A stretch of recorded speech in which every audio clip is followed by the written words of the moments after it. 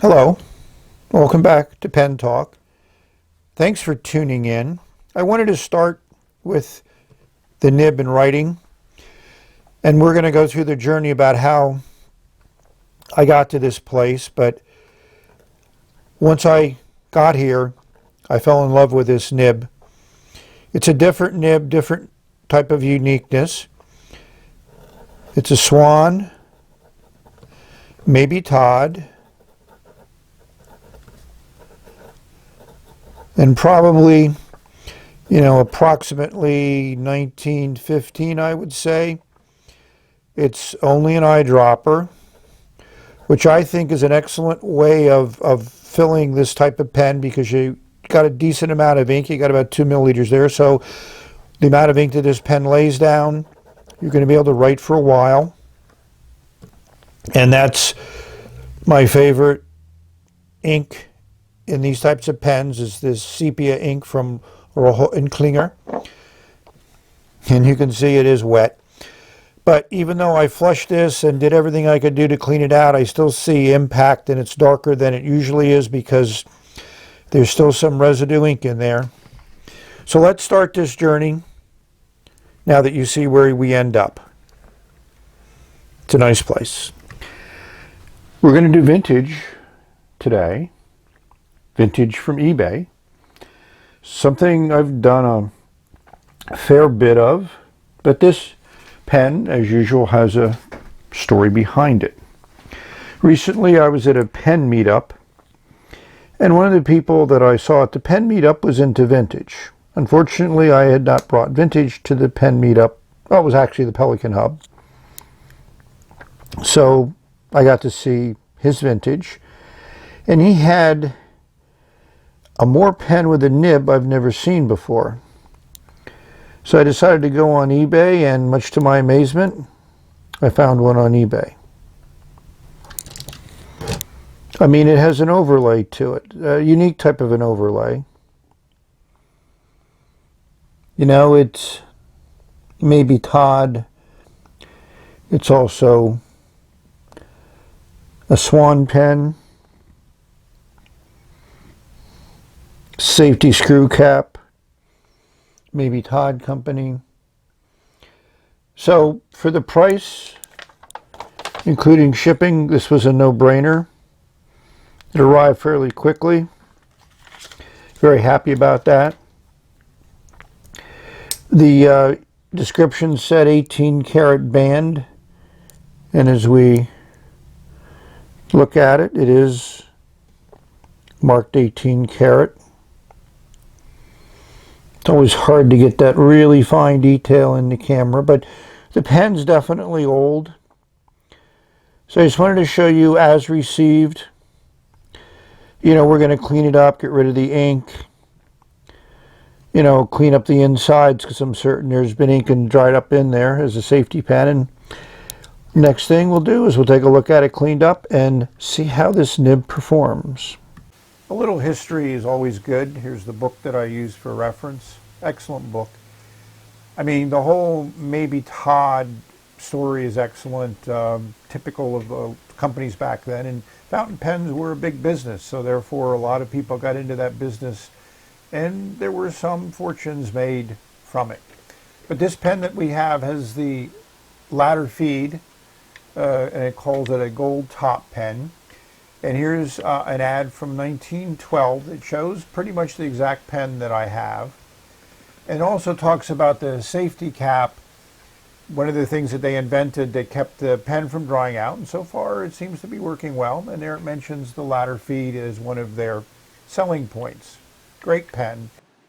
I decided to remove the nib on this Swan pen, and the piece that comes over the top of the nib stayed in.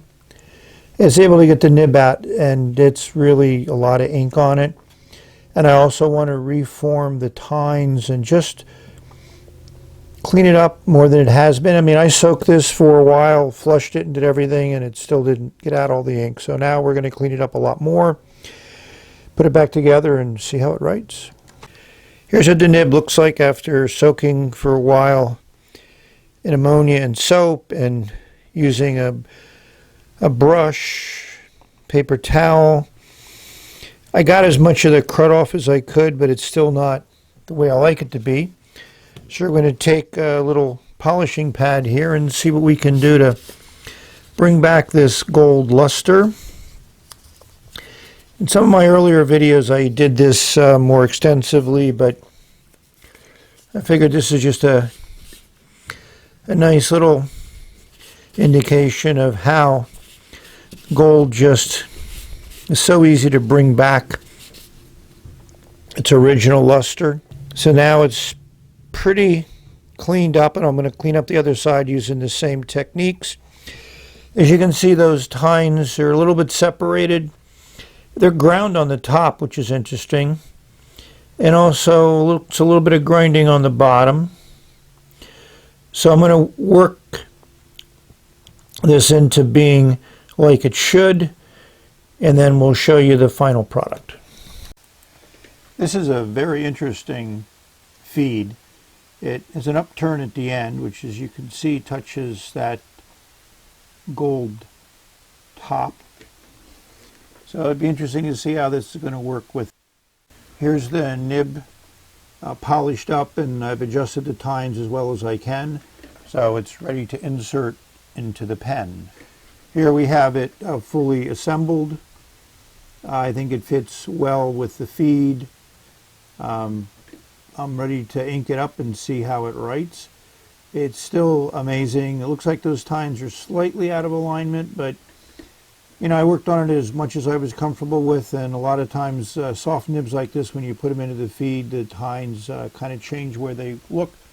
We'll see how it writes. So as I mentioned earlier, this is the ink I put in there, and I think it's a little bit darker than usual because of the ink that was left in the feed after. Yes, it is a little bit of a small section, but with a nib like this, I think the small section works well. To me, it gives me a finer control, and I need all the control I can get when I'm trying to write with a nib like this.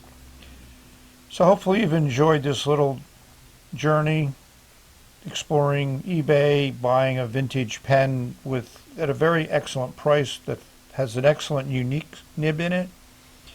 One of the better eyedroppers I've ever used from a vintage perspective. I haven't had any ink drops coming out.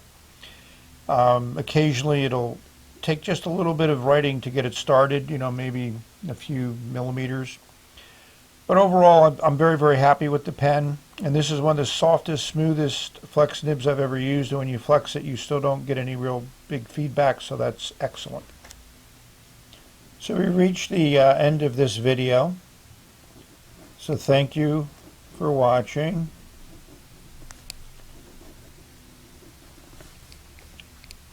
You know, this is just so easy to get some really nice line variation, and this ink is a little bit dark. I apologize for that. So when this gets flushed out and filled out, I'll try different ink and see how that works.